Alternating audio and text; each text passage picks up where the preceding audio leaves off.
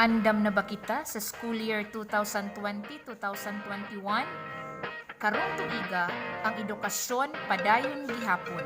Sa tabang sa Department of Education, ang mga magtutudlo ug mga ginikanan, ang andam nga panghunahuna, andam para uma. Learning continues in spite of the pandemic that we are experiencing right now. Virgen Elementary School supports DepEd's program that offers different learning delivery modalities from kindergarten to grade 6. Education must continue, but we should also take into consideration the health and safety of our pupils, the parents, and the teachers. Virgen Elementary School has planned and prepared the necessary things to respond in this new, better, normal era of education. The teaching staff, spearheaded by our Public Schools District Supervisor, communicate the school learning continuity plan to our school's PTA president, barangay officials, parents, and other stakeholders. DepEd Order Number 8, Series of 2020. The guidelines on enrollment for school year 2020-2021 in the context of the public health emergency due to COVID-19 reiterates the conduct of remote and drop-box enrollment. The enrollment runs from June 1 to July 15, 2020. The advisors have retrieved the learner enrollment survey forms and consolidated the total partial enrollment of 215 from kinder to grade 6 as to date.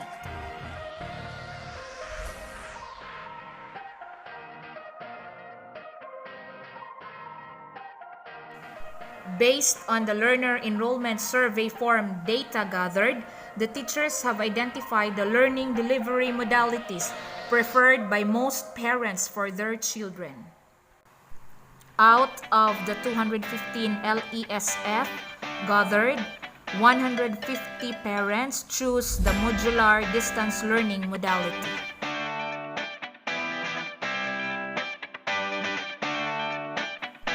After which, the teacher advisors have done the data profiling by class.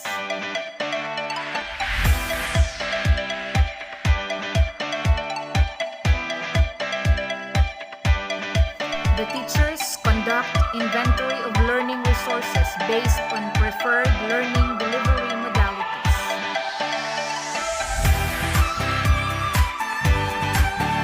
The teachers prepare model class schedule program for the parents to follow.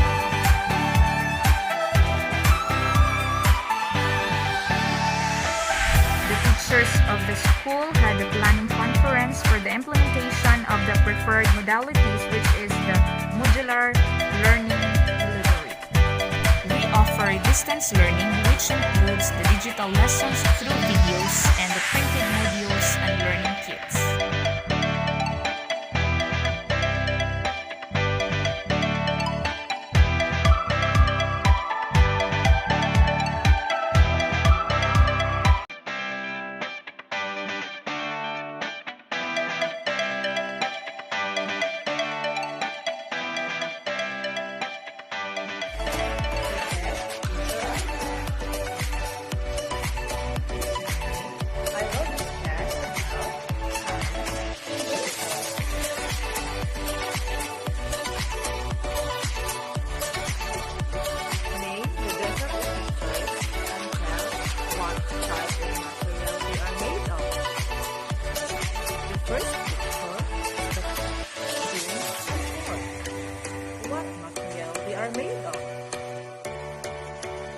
They are made up of metal.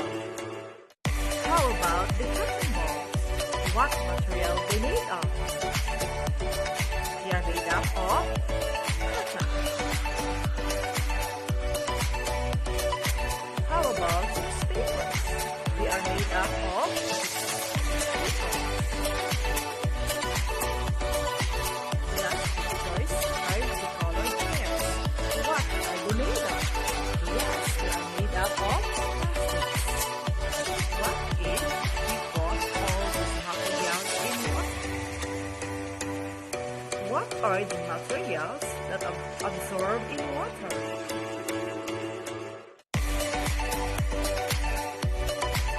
What are the materials that do not absorb in water? Now identify the materials that absorb and does not absorb in water. The first materials are the colored. Do they absorb water? How about the colored balloons? Do they absorb in water? The colored towel. Do they absorb in water?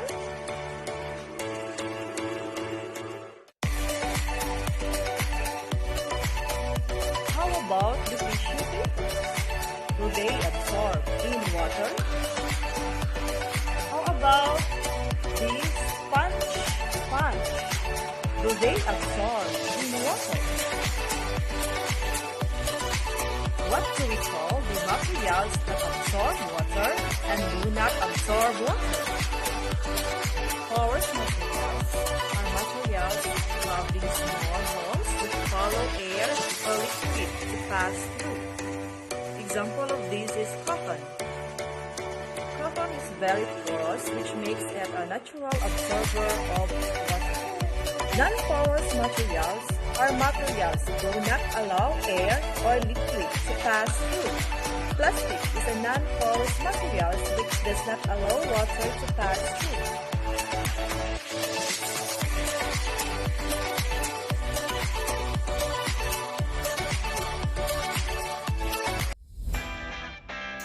The teacher carefully prepared digital lessons to be used as online distance learning materials.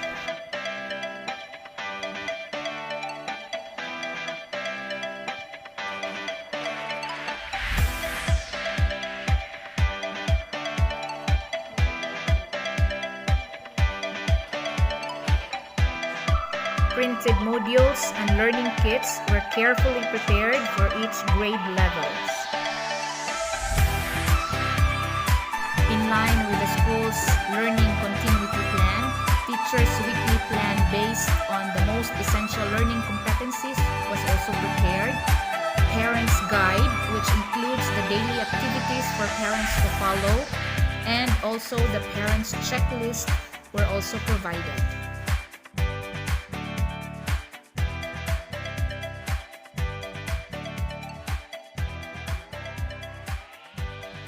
After the preparation of the materials based on the preferred modality, which is the modular learning delivery, is now the distribution of materials, which includes the packing of materials and the distribution through drop-box centers, wherein we put our drop-box in the school. During the collection of the learning activities sheets on August 21, 2020, health protocols were observed such as thermal scanning, sanitizing of hands, wearing of face mask, and the observing of social distancing.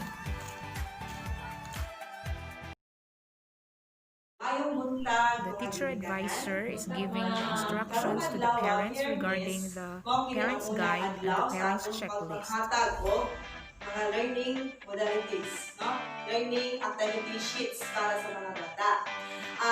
Kining mga activity sheets na akong ihatag, ayaw na siya pahilapti or ayaw tanduga sulod sa tulong kaadlaw, no? Ato na siyang i-disinfect sulod sa tulong kaadlaw. Bali, gikan sa brainless hangtod sa Domingo, dili na siya nilabdan. Ibuwan na nato sa email aron na ma-disinfect siya. Pinagka Lunes, anak ka ng adlawa, ukbon or ansilan sa inyong mga anak. Ikan sa mga mga bata na eskwela na alang sabay. Ikan sa Lunes, hanggang sa Biyernes, nasalay kada adlaw na sila yung mag-schedule ng subject na pag-ansiran. So, pagka-brainless sa hapon, kini nga mga answer sheets na akong hatag, inanap ning ibalik sa eskwelahan.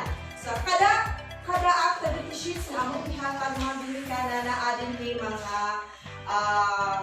parents guide o parents checklist. So dili mo maglisod kay naa ko'y giya kung unsaon ang mga bata sa pag-answer. Naada ni mga instructions sa kada subject, dahil mga instruction kung unsay angay nilang buhaton sa pag-answer sa mga activity sheets.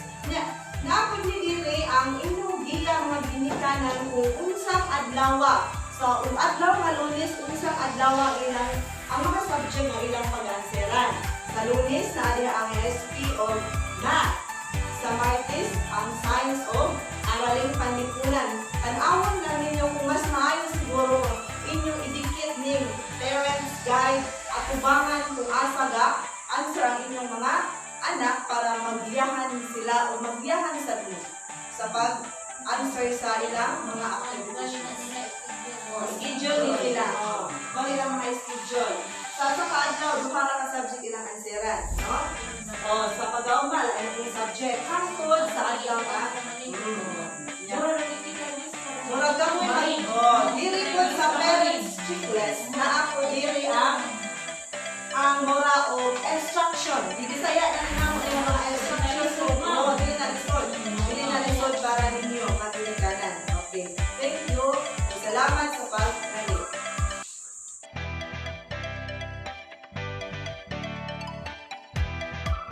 On Monday, August 24, the first day of week 1, quarter 1 is the actual activity at home by the learners following the parents' guide and the parents' checklist provided by the advisor.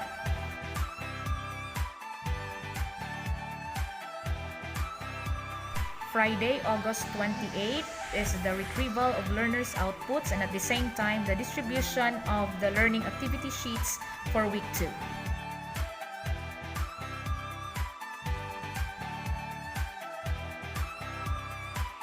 Right after the retrieval of the learning activity sheets is the assessment of the learner's output by the advisor.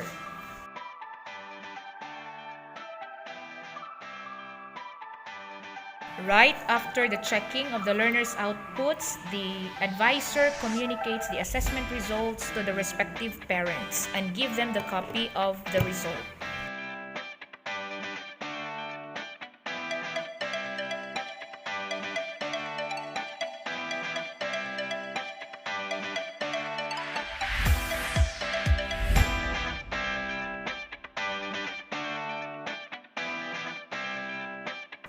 After 2 weeks of the distribution and the retrieval of learning activity sheets, the school, spearheaded by our public schools district supervisor, conduct M&E in all the processes.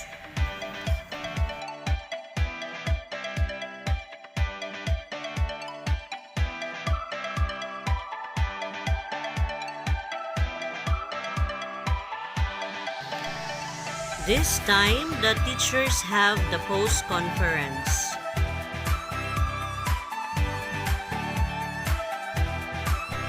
Handang isip, handa bukas. Highlighting Virgen Elementary School's preparedness for the coming face-to-face classes in January 2021.